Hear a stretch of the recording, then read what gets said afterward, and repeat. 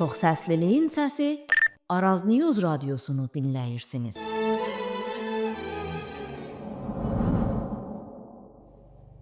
Hörmətli dinləyicilər, Araz News radiosunun gündəm verilişinin yeni bölümünə xoş gəlibsiniz.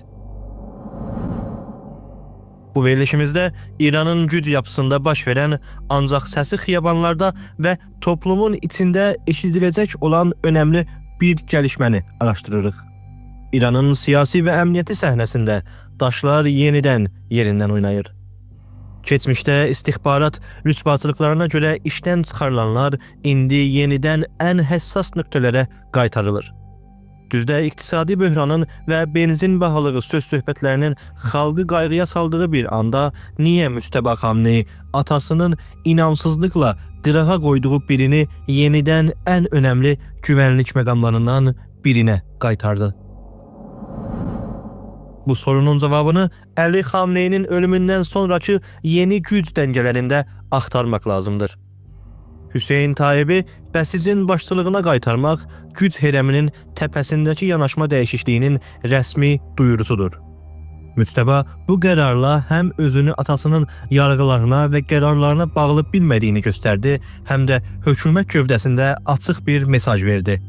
Yeni dönemdə kişisel bağlılıq və güc ağına, yəni şəbəkəsinə aid olmaq hər hansı bir keçmişdən, bacarıqdan və hətta keçmiş yenilgilərdən, yəni uğursuzluqlardan daha önəmli olacaqdır.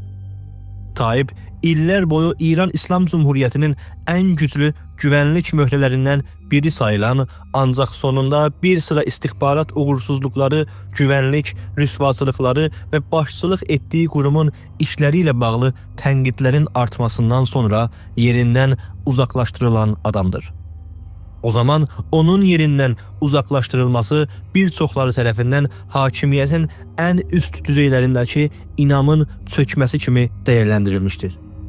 Hətta güc quruluşunun içində də onun işlərinə qarşı şübhəli baxışlar yaranmışdı və adı geniş pərvəndəsazilər, hökumət içi yarışlar və ağır bədəlli olan yenilgilərlə düyünlənmişdi.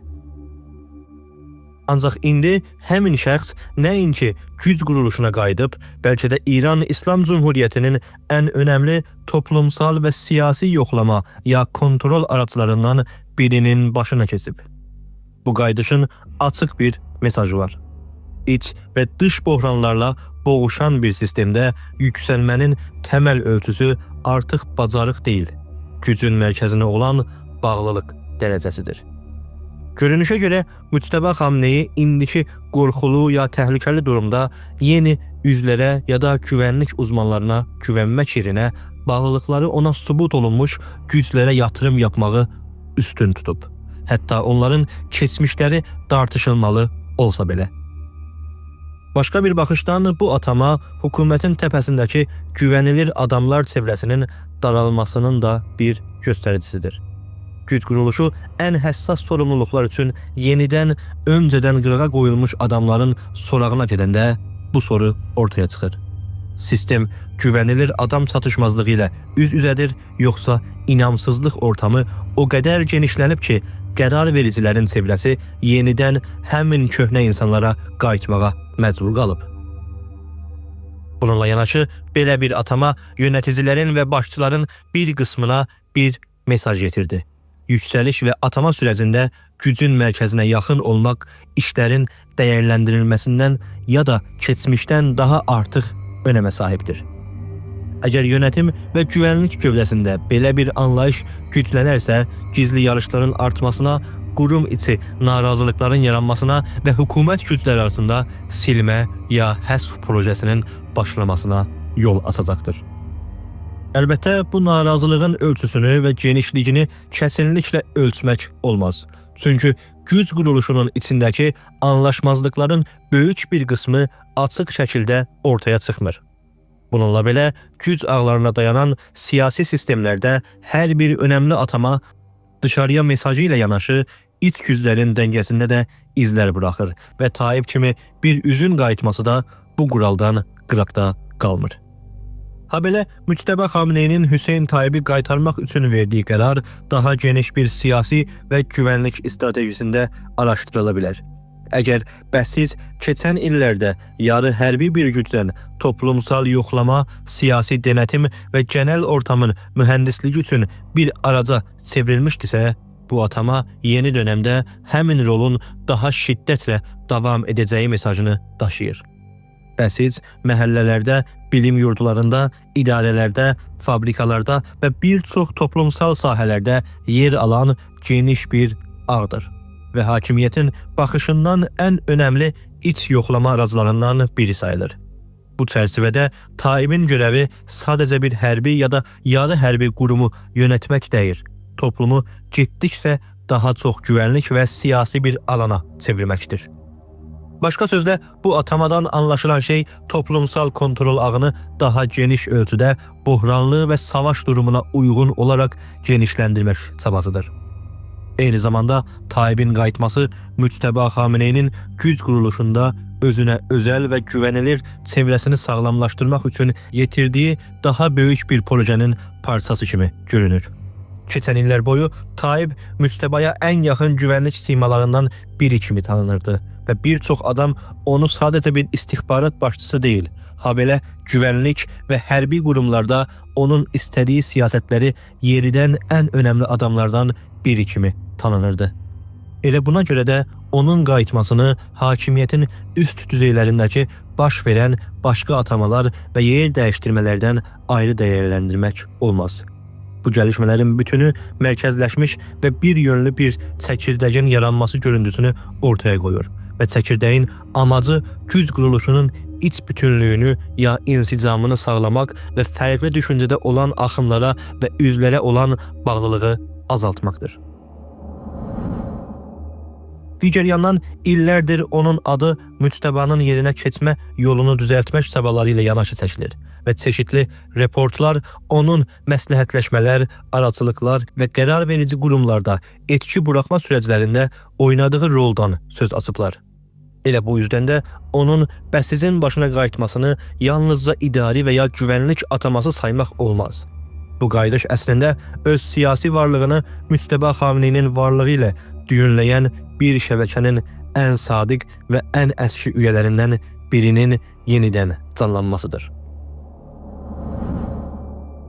Gerçəkdə bugün görünən şey İran İslam Cumhuriyyətinin öncələrdə sınadığı bir örneği yada salır.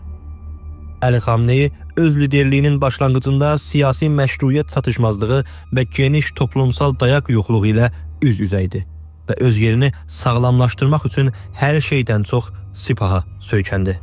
Sonraki 10 illiklər boyu Sipah hərbi bir gücdən iqtisadi, siyasi və güvənlik oyuncusuna çevrildi və geniş yetkilər və ayrıcalıqlar almaq qarşısında İran İslam Cumhuriyyəti liderinin gücünü qorumaq üçün ən önəmli dirəyə çevrildi. İndi Müctəba Xameneyi də eyni yolu getməkdədir və toplumdan məşruiyyət qazanmaq yerinə güvənlik və hərbi qurumlara dayanaraq və əski sadıqlar çevrəsinə güvənərək gücünün təməllərini sağlamlaşdırmağa çalışılır. Hüseyin Tayyip'i belə bir çərçivədə qaytarmaq da gücün qalarlığını hər şeydən çox güvənlik qurumlarının bütünlüyündə və hökumətin ana çəkirdəyinə yaxın güclərinin bağlılığında görən eyni siyasi baxışın sürdürülməsinin göstəricisidir. İndi soruşmaq lazımdır. Toplumun böyük bir qisminin bahalıq, alma gücünün azalması, işsizlik buhranı və iqtisadi bəlirsizlik baskısının altında olduğu bir durumda ölkənin ən geniş örgütlənmiş ağı olan bəsizi yönəltmək üçün İran İslam Cumhuriyyətinin ən tanınmış güvənlik üzvlərindən birinin seçilməsi ilə hökumət gələcək üçün hansı senaryonu daha olası ya muhtemel bilir? Narazılığı azaltmaq yoxsa onu bastırmaq? Aydındır, Tayyip'in qayıtması açıq bir mesaj daşıyır və bir çox iqtisadi və toplumsal sorunun hələ də qalıcı bir çözüm tapmadan qaldığı bir halda güc quruluşunun odağı siyasətləri düzəltmək və genel inamı yenidən qorumaqdan daha çox kontrol və nizarət aracılarını gücləndirməyə yönəlibdir. Bu konunun önəmi yanacaq ya suxt dəyərinin olası artışı tartışmasının genel alanda dilə gətirildiyi zamanda daha da artır.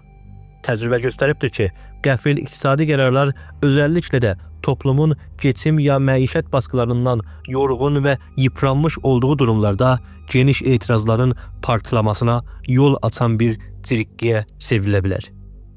Belə bir ortamda benzin bahalığı söz-söhbətinin önəmli güvənlik üzlərindən birinin bəsicin başına qayıtması ilə eyni vaxtda düşməsi bir çox vətəndaş üçün sadəcə bir təsadüf kimi görünmür. Təməl sorun budur ki, hökumət görünüşə görə narazılığın nədənlərindən çox onun sonuclarından qayğılanır. Başqa sözlə, enerji və siyasi qaynaqların dövlət ilə toplum arasındakı uçurumu azaltmağa xərclənməsi yerinə bütün diqqət izləmə, yoxlama və güvənlik tutumunun artırılmasına verilib. Bəsicin bu arada özəl bir yeri var. Bu qurum quruluşunun genişliyi və toplumun çeşitli düzeylərində yer alması nədənilə bilgi toplamaq, gücləri örgütləmək və tez təpki vermək üçün yüksək bir zərfiyyətə sahibdir. Elə bu yüzdən də onu istixbarat və güvənlik sahələrində uzun bir keçmişi olan birinə tapşırmaq Müctəbə Xamneyinin öndərliyi ilə ölkənin iç sorunlarının yönetimində güvənlik yanaşmalarının ağırlığının artmasının bir göstəricisidir. Əgər gələcək aylarda iqtisadi baskılar artarsa və toplumsal narazılıqlar yenidən xiyabanlara çəkilərsə, bu atama və ya intisabın önəmi hər zamankindən daha çox aydınlaşacaqdır. O zaman təməl soru Hüseyn Taibin niyə Bəsicə qayıtması deyil, bu qayıdışın başlanğıcından bəri güc quruluşunun olası etirazlara üzləşmək üçün hazırlanmasının bir parçası olub olmaması olacaqdır. Bəli, hörmətli dinləyicilər, Taibin qayıtması və hakimiyyətin yeni anlayışı göstərir ki, dövlət xalqın səsini eşidib çözüm tapmaqdansa qulağını tutub əmir yumruğunu yenidən düyünləməyi üstün tutur. Bu yolun sonu hara varacaq? Bunu zaman və toplumun meydanlardan verəcəyi cavab göstərəcək. Araz News radiosunda gündəm verilişinin bu bölümünün də sonuna gəldik. Fikirlərinizi və baxışlarınızı bizimlə paylaşmayı unutmayın. Bizi dinlədiyiniz üçün təşəkkür edirik. Yeni bölümlərdə görüşmək diləyilə. Sağ olun, əsən qalın.